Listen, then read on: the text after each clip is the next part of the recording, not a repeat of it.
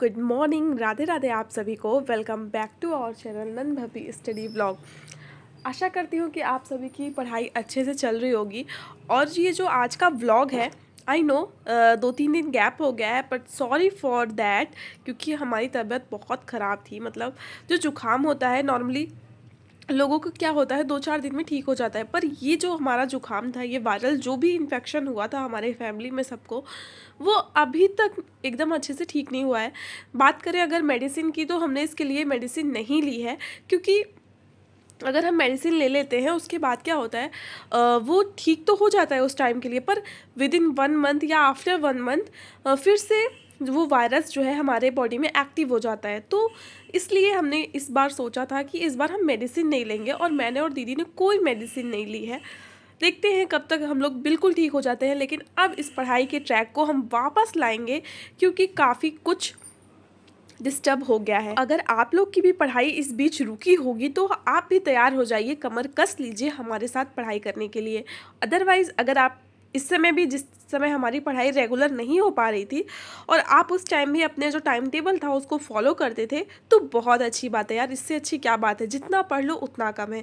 क्योंकि एग्ज़ाम का सिलेबस इतना वाइड होता है कि हम एग्ज़ाम की पहली जो रात होती है एक दिन पहले की, तब तक हम पढ़ते रहते हैं और सोचते हैं कितना कुछ हम अपने दिमाग में कैप्चर कर ले। कोई भी चीज़ होती है यार, लाओ ये पढ़ ले, चाहे उसका उस टॉपिक से क्वेश्चन हमें मिले या ना मिले यार, ये तो हम नहीं जानते कि एग्ज़ाम का पैटर्न जान सकते हैं, कि पैटर्न भी नहीं जान सकते। बात करें तो हर ईयर में पैटर्न भी चेंज होते रहते हैं।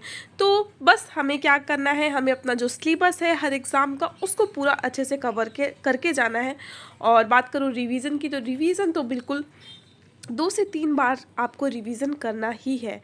और आज इस व्लॉग में मैं बताती हूँ क्या क्या होने वाला है। ये देखिए, शाम के टाइम हम लोग पूड़ियाँ तल रहे थे, और दाल चावल सब्जी वगैरह चटनी वगैरह सब कुछ बन गया था। बस ये था कि गरम गरम पूड़ियाँ तल जाएगी और फिर हम लोग खाना खा लेंगे।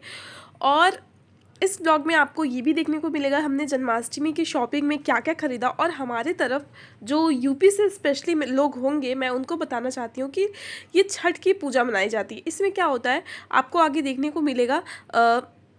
कुश की पूजा होती है। कुश को गमले में, या अगर आपके घर के पास तालाब है या नदी के किनारे भी ये पूजा की जाती है, तो वहाँ पे कुश को गाड़ते हैं, और एक कथा होती है, कथा को करते हैं महुआ वगैरह। मतलब इस पूजा में ये जो व्रत होता है, ये स्पेशली संतान के लिए होता है।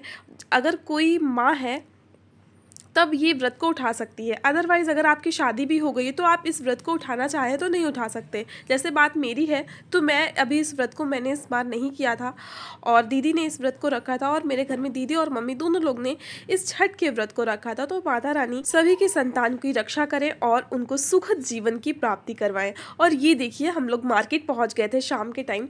वैसे आजकल का मौसम ऐसा है कि कब बारिश हो जाए पता ही नहीं चलता। हम लोग घर से नॉर्मली निकले थे, पर रास्ते में बूंदें गिरने लगी। तो हमारी पूरी फैमिली गई थी शॉपिंग करने। मैं, दीदी और जीजा जी साथ में चले गए थे बाइक से। तो रास्ते में बूंदें गिरने लगी, तो फिर ऐसा लगा कि यार अब तो शॉपिंग हो ही नहीं पाएगी, और जो 1 घंटे का काम था वो अब 2-3 घंटे होने ही वाला है। पर ऐसा कुछ नहीं हुआ। वो बूंदें जो थी वो बंद हो गई थोड़ी देर के बाद। और ये देखिए कितने प्यारे प्यारे मिट्टी के, मतलब कान्हा जी से रिलेटेड आकृतियाँ बनाई गई थी। और जैसे अगर आप जन्माष्टमी सेलिब्रेट करते होंगे तो आपको पता होगा कि झांकियाँ भी सजाई जाती हैं। मतलब हर लोग तरह तरह के तरीके से सेलिब्रेशन करते हैं, इतनी अच्छी अच्छी सजावटें करते हैं।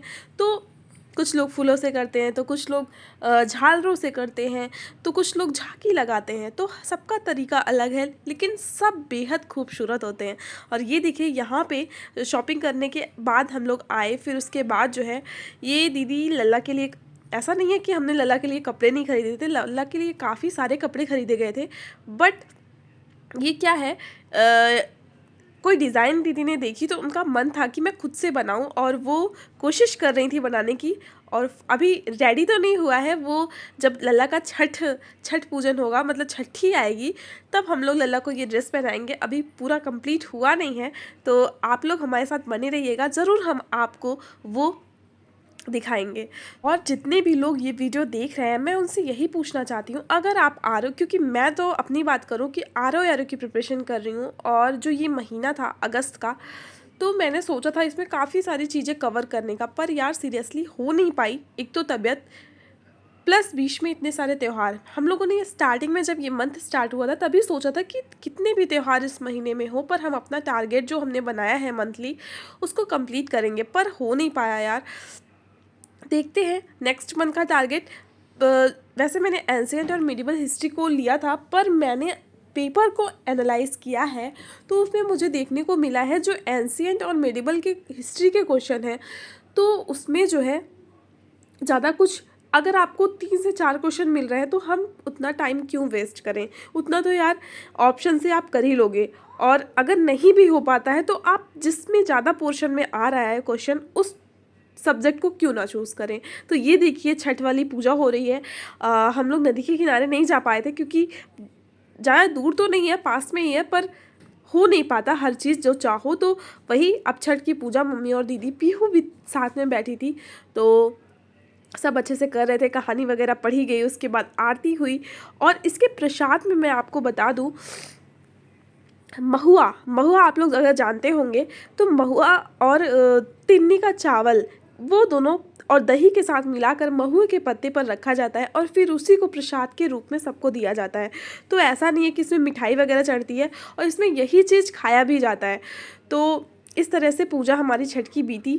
तो मैं यही कह रही थी कि अपना जो सिलेबस है वो तो पूरा करिए। अगर आपके पास कम टाइम है तो आप PYQ देखिए और उसका पैटर्न समझिए कि जो एग्ज़ाम्स आयोग है वो आपको किस सब्जेक्ट पे ज़्यादा जोर दे रहा है, तो बस उसी सब्जेक्ट को लेके बैठ जाइए।